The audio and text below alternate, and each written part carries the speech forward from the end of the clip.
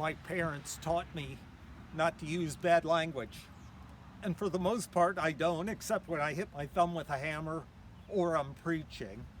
But when I was in the second grade, one cold winter's morning, I walked to my school, and there my friends and I saw, to our amazement and horror, written on the side of the brick wall of the school, a four-letter word: poop. I couldn't believe it. Most people teach their kids not to use bad language, but I've got a four-letter word for you today that I want you to say and shout and live out in your life. Of course, that four-letter word is love. Sure, you're saying, that's just what we expect from a preacher. You're paid to talk about love. Isn't love on every other song on our Spotify list? Isn't love something we want to fall into if it's not poop? Isn't love really what makes the world go round, we say, but it's so trite, so sentimental, syrupy, and sappy. I love this fall weather. I love chocolate milkshakes. I love to run. I love the city. I love my boys. Was there ever a word that was so misused? I want to say three things about love today. And the first thing is that love is a choice.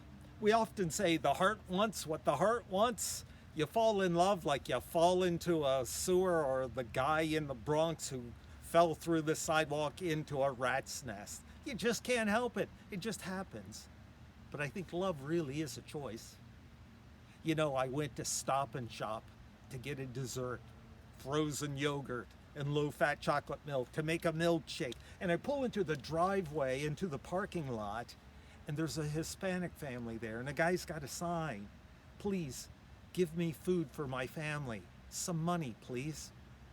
Well, I looked at him and he looked at me, and I parked the car and I sat there for a minute wondering what I was going to do. I pulled out my wallet and I thought, should I give him anything? I picked a bill out and I walked over and I gave it to him. And he said, Jesus love you. And then his wife said the same thing, holding her baby, Jesus love you. You know, I could have cried. Now, I know maybe you're saying, that was just a scam. You got taken in.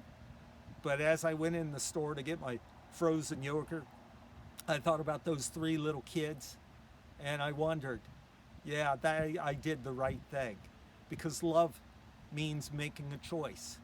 If it's a commandment that faith says we should love one another, then I have a choice whether I'm going to do it or not do it. I think Gandhi said, without love, there is no will. The second thing I want to say about love is that it's not easy. It's really tough, and that's why it's a four-letter word. You know, there are some other four-letter words that sound tough, but only love is really tough. A friend told me about a family.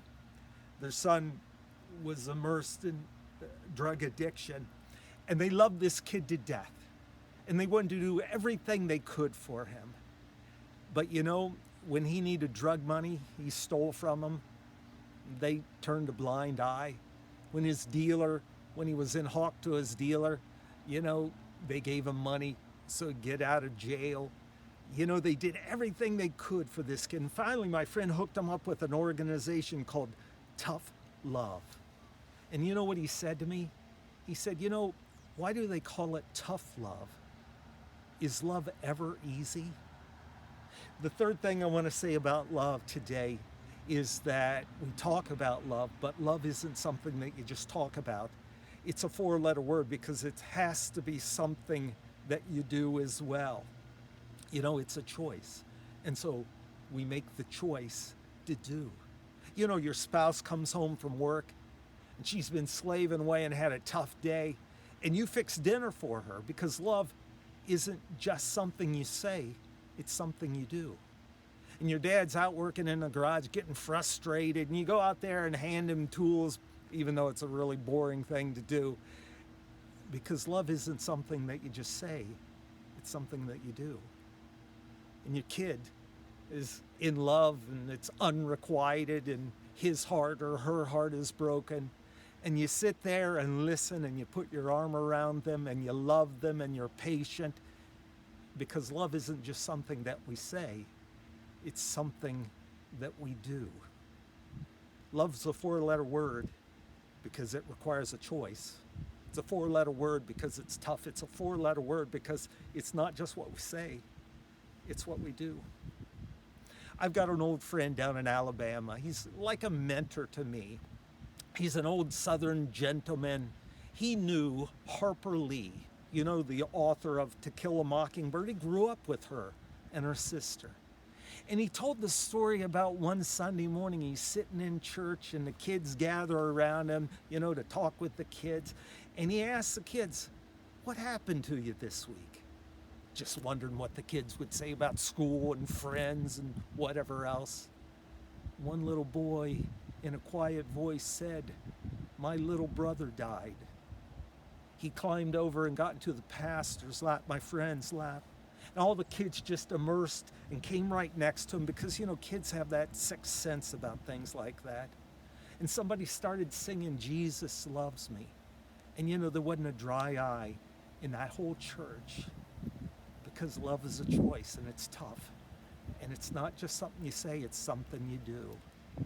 My friends, can you imagine climbing onto God's lap and God wrapping his or her arms around us in the midst of our brokenness and our broken lives? Consider the love that God has shown us that we might be called the children of God. It's a four-letter word, but it's the most powerful word in the world.